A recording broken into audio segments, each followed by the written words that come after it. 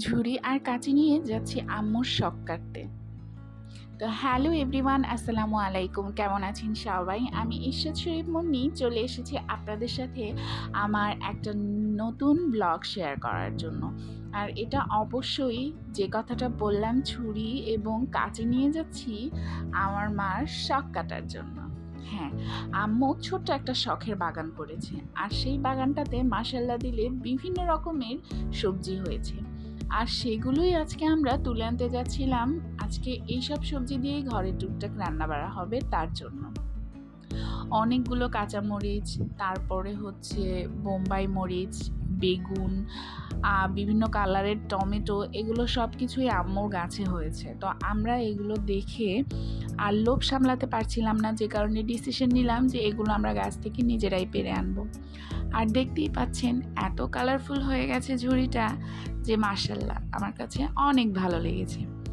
আর আম্মু তার অবসর সময়গুলো কাটানোর জন্য এই বাগানটা করেছিল। আর আজকে আমি আম্মুর সেই শখের বাগান থেকে প্রথমবারের মতন এই সবজিগুলো কালেক্ট করলাম।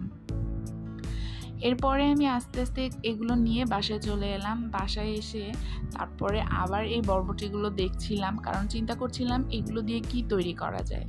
পরে চিন্তা করলাম এগুলো দিয়ে নুডলস রান্না করে খাবো। আর তারপরে এগুলো রেখে দিলাম। আর এখন রান্না করব চিংড়ি মাছ ভুনা।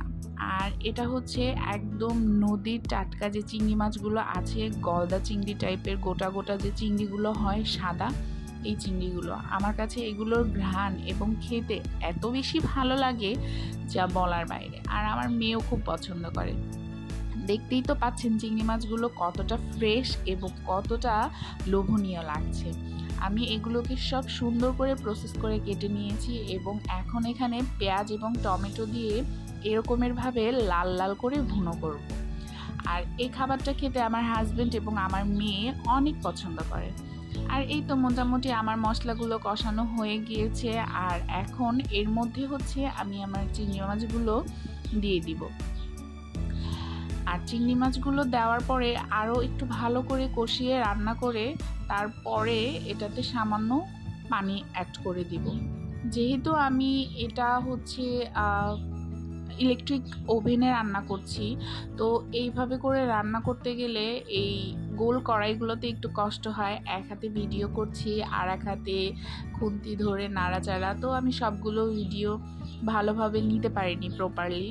তো এই তো আমি এরপরে চিংড়ি মাছগুলো কষানোর পরে পানি দিয়ে দিলাম। আর এখানে কিছু টুকটাক বাজার সদাই দরকার ছিল বাসা, আমার হাজব্যান্ড এসে সেগুলো দিয়ে গেল। আর এরপরে আমরা রাতের খাবারের জন্য চলে গেলাম। রাতে আমার মেয়ে হঠাৎ করে বায়না ধরেছে সে তার নানা ভাইয়ের হাতে খাবে। তো কি আর করার, নানা ভাই ঘুম টুম সব কিছু বাদ দিয়ে বসে পড়েছে তার নাতনিকে খাওয়ানোর জন্য।